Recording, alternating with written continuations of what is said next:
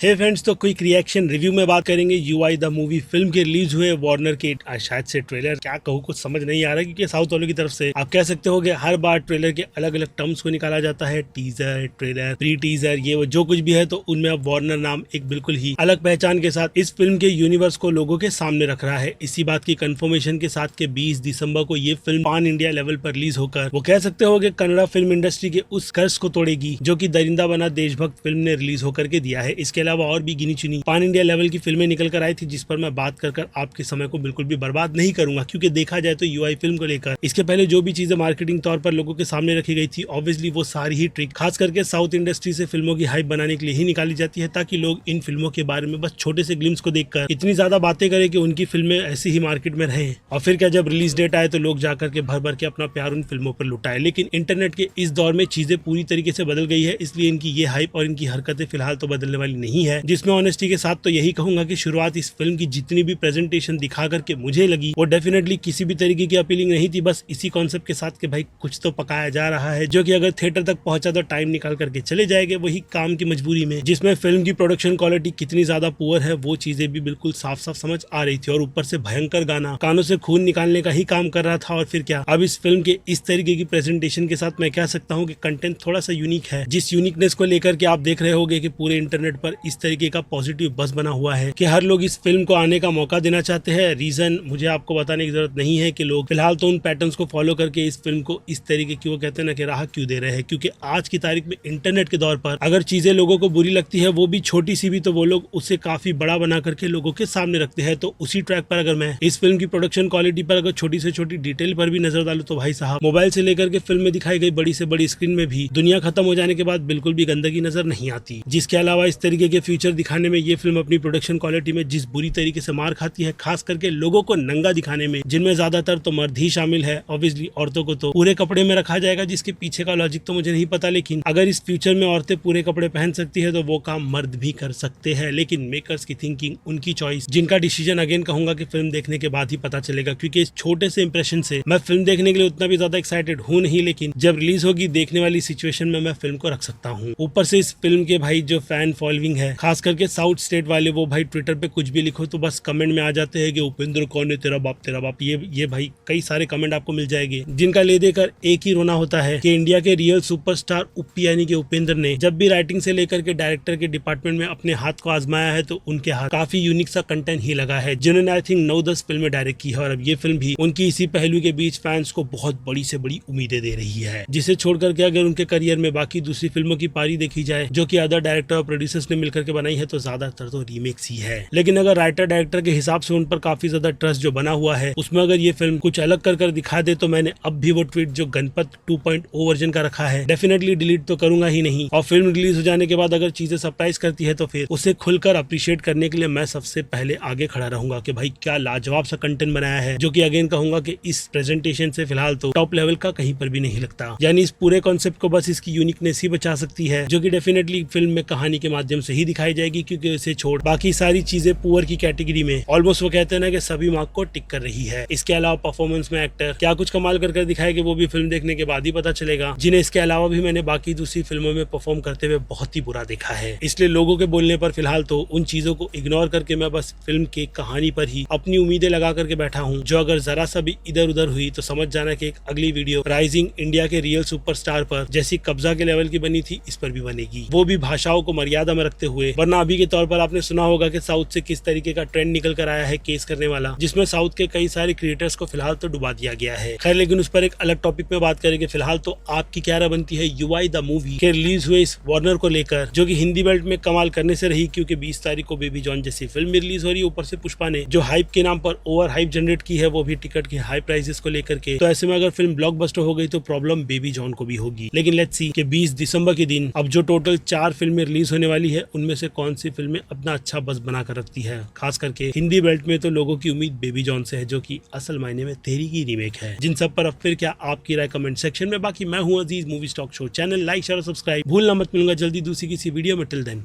Bye.